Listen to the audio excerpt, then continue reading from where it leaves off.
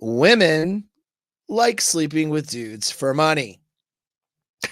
In general, they like sleeping with dudes for money or for prizes or for things. Okay? That's it. That's it. All right? Now, that's not to say they're not some traumatized women. I'll get into that. But in general, women fuck dudes. And in general, they're fucking dudes to get benefits out of it, whether it's money or a commitment that involves the guy's money, or whether it's a bunch of favors, or whether it's social status being increased, or access to things like jobs or promotions, or access to nice areas of a club, or access to maybe a vacation because this guy's going to take her on vacation, so she fucks him for the vacation. Do you understand that women like banging dudes and getting things out of it? Like that. That's what they do. All right. That's what they kind of all do, in absence of something that I'll talk about towards the end. All right. So that's your transactional relationship. That some prominent at a I even have prominent psychologists, we could say prominent, YouTube prominent, right, writing books talking about and promoting a transactional relationship. Well, that's what that is. It's women using their vaginas to get money or to get things. And they're all doing it. And they're not traumatized. That's the hard truth. It isn't trauma, it's what they do. It's what they do. Okay, so there's your first, oh shit, eye-opening moment for some of you. Okay, the monkey brain, which is the mammalian brain, all right, the non-thinking part of the brain, is savage and doesn't give a shit. Okay, it doesn't care. A woman will use her sexual self because her sexual self is the most powerful thing she has, whether she likes it or not. She could be a PhD woman who's accomplished and intelligent, and chances are her sexual self or sexuality is still more powerful than that, especially now in 2025, where we have a simp economy. Yes, a simp economy. So that means we have a female centered economy and a female centered social ordered or gynocentric. And guys promote that social order by pedestalize women, simping for women, trying to appease women. This goes back to the Karen baseball thing, where the guy couldn't tell the girl no and had to give up a baseball, and all these guys defended the guy. Well, what else was he supposed to do? Like, that's the mentality. You have to appeal to the woman. What do you mean? Makes me laugh when you have these feminists talk about how oppressed they are. There's never been a time where dudes are dropping everything for women and appeasing to them. What you have is a mass majority of men doing that, and then a subset of men who go completely the opposite way, and they're violent and assaulting, and the migrant crisis, and running up to women and accosting women and stuff like that. You have you have this crazy stuff where men are making women feel unsafe and being crazy towards women, and that's a subset. And then the vast majority of society is appealing to them. There's nothing in between that for most, in a generalized sense, where men are having boundaries, standing up for themselves, as well as treating women with respect. So women get treated with disrespect as well as they get appealed to and placated to and worshipped. It's this crazy thing, you know? It's like society is doing what the weirdo does in a girl's DM, all right? Where he compliments her and tells her how pretty she is, and then if she doesn't respond fast enough, then he screams, he sends her a message of how she's a bitch and she's a piece of crap, and that he hopes she dies in a car crash or something, right? Like, that's what society right now does to women. It's like they're placating and appealing to them until and then they get frustrated and they go the other way. And so women are made crazy because if they're being placated to, they're having everyone appeal to their sensibilities, but then at the same time turn around and be, basically assholes to them at the same time. And I don't know. It's this crazy thing, right? It's this crazy thing. But I'm sorry. There is women are used to they use their sexuality to get things. That is how they've been conditioned. They learn that since they started when they were young, too young to be sexual, although many young girls start having sex as a young teenager, and they really shouldn't because it's damaging to their brains. But they learn at that young age that they can use their female power of sexuality to get things that they want. Bonnie Blue is just doing that in an extreme sense. Okay.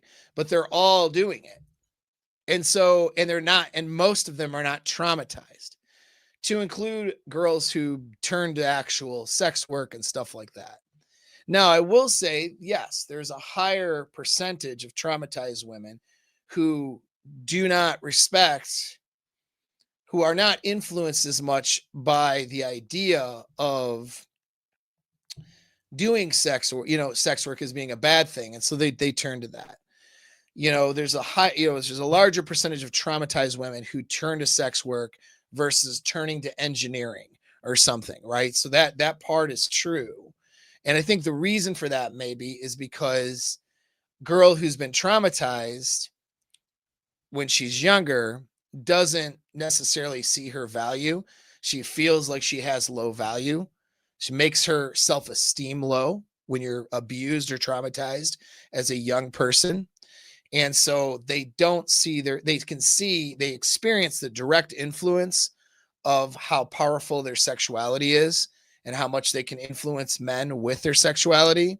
They see that directly and immediately, but they can't see, for example, that they're smart and that they could get into a profession that was really enjoyable and make good money, or that they could be a good wife to the right guy, or any of those things. They don't see their value as a woman outside of their sexuality when they're traumatized.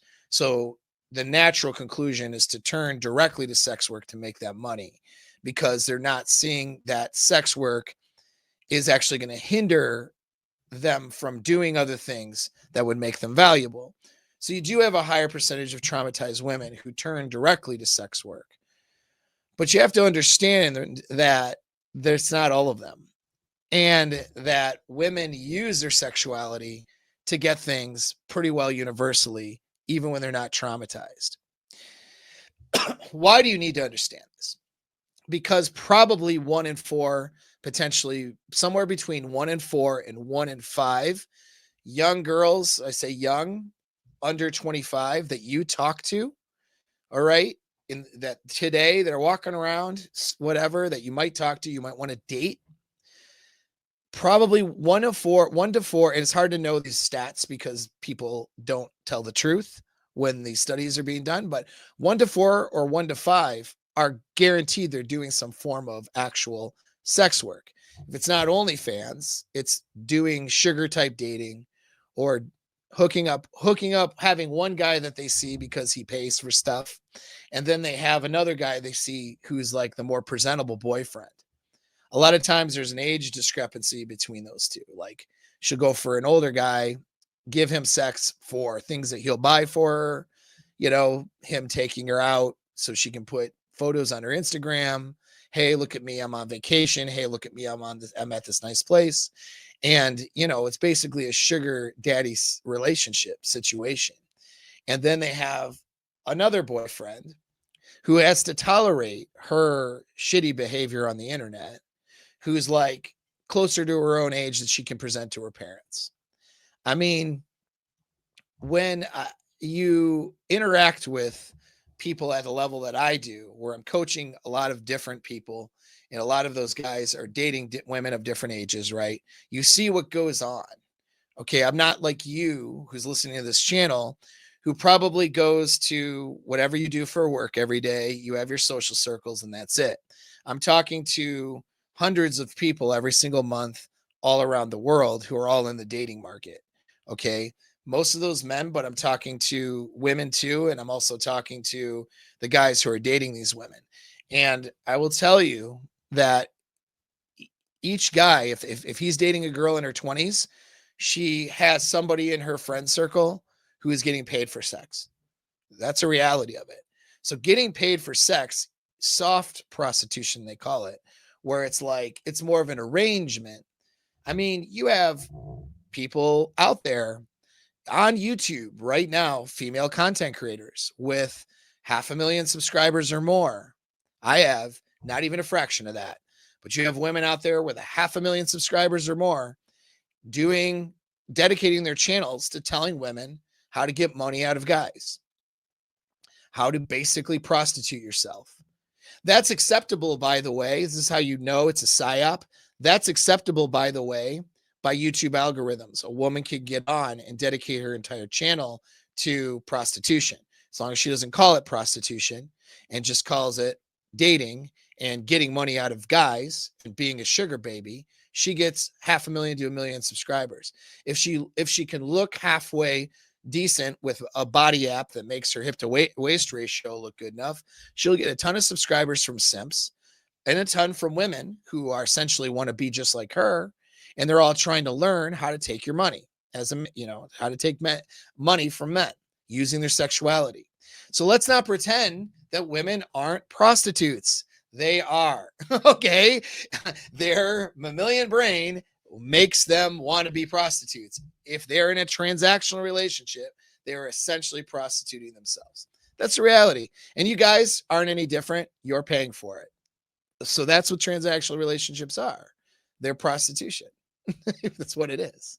Prostitution just happens to be more of a direct exchange. If anything, prostitution's more honest. I'm not condoning it. I don't think that's the pathway to a good life as a man. Okay. But at least it's honest. When you're in a transactional relationship with a woman who doesn't really love you, but who is, giving you sex in exchange for the things that you do and buy for her, what would you call that? Would you call that a healthy relationship? Most people are in that. Most people's marriages look like that. And they don't call it prostitution, but it's prostitution. And so that's what women do.